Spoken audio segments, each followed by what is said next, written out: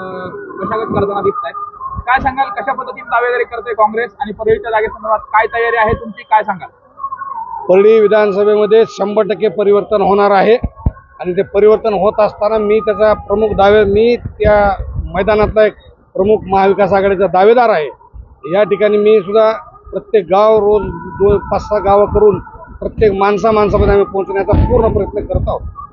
काय प्रतिसाद मिळतोय आणि कशा पद्धतीनं जागा वाटपात होऊ शकतं आणि काय ठरलं गेलं गेल्या 5 वर्षात म्हणण्यापेक्षा गेल्या 10 वर्षात सध्याचे जे आमदार महोदय आहेत ते आलं तसं या मतदारसंघामध्ये पहिलं या जिल्ह्याला फार अतिशय सक्षम पद्धतीनं विमा मिळायचा आणि आमचे लोकप्रतिनिधी त्याचा पाठपुरावा करायचे.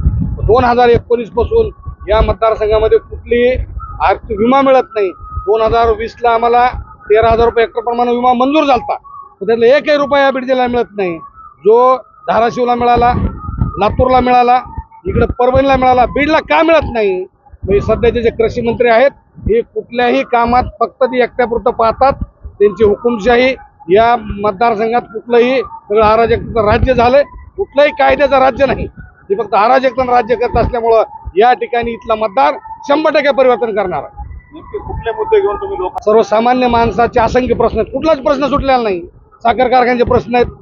आज मंत्री महोदयाने आंबा कारखाना चालवायला घेतला, 2,000 रुपये सुद्धा भाव दिला नाही. आज दुसरीकडे कारखान्याचे 2600 रुपये भाव झालेत, 2700 झालेत, आज 27.5 झाले, 2900 झालेत. रेणा कारखाना तर 2950 देतो आणि तुम्ही 2,000 सुद्धा भाव देऊ शकत नाहीत. ज्याने ऊस तोड काम पैसे देऊ शकत नाहीत, वाहन चालकाचे पैसे देऊ शकत नाहीत. प्रत्येकाला टोपी हे पैसे चाललेत कुठं? कोण पैसे हाणायला? मग या ठिकाणी सर्वसामान्य मतदार आता हताश झालेला आहे. यांच्या दादागिरीला कंटाळलेला आहे, यांच्या सगळ्या नंबर 2च्या धंद्याला कंटाळलेला आहे. म्हणून सर्वसामान्य माणूस परळीमध्ये 100% परिवर्तन करणार म्हणजे करणार. मध्यंतरी पाटलांनी याचा उमेदवार अर्ज करावा असं म्हणले होते, तुम्ही अर्ज केली आहे? मग अर्ज केला ना, पाटलाकडे अर्ज आहे. मी महाविकास आघाडीचं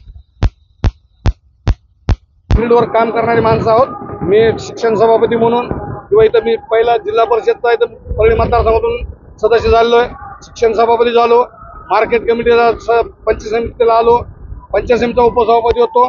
परळी मतदारसंघातूनच परळी मतदारसंघाचे सर्वसामान्य माणसासोबत आमची नाळ जुटलेली आहे आणि आम्ही प्रत्येक माणसाच्या सर्वसामान्य माणसाच्या कामात असल्यामुळे लोक आमच्याकडे अतिशय चांगल्या पद्धतीने लोक पाहतात. महाविकास आघाडीत जरी निर्णय करेल त्या ठिकाणी जो कोणी विजयी उमेदवार आहे अशाच उमेदवाराला संधी महाविकास आघाडी देत आहे. त्याच्यामुळे या मतदारसंघातला मी ठाम 100% विजयी उमेदवार आहे. त्याच्यामुळे महाविकास आघाडी माझाच निर्णय करील. मनोज जरांगे हा या आरक्षण या विषयावर अतिशय प्रामाणिक लढा देणारा व्यक्ती आहे. आता हे संध्याकाळी जाऊन दर्शन घेणारे माणसं कादर खानचा रोल करतात, त्याला काय करणार आहे? त्याला कोण अडवणार आहे? कादर खानला पिक्चर मध्ये आपण बघतो, मध्ये जाऊन पाया पडायचे आणि बाहेरून पुन्हा मैंने ऐसा बोल दिया वैसा बोल दिया. या ठाकूरकीला आता लोकल सर्वसामान्य माणूस त्याला भीक घालणार नाही.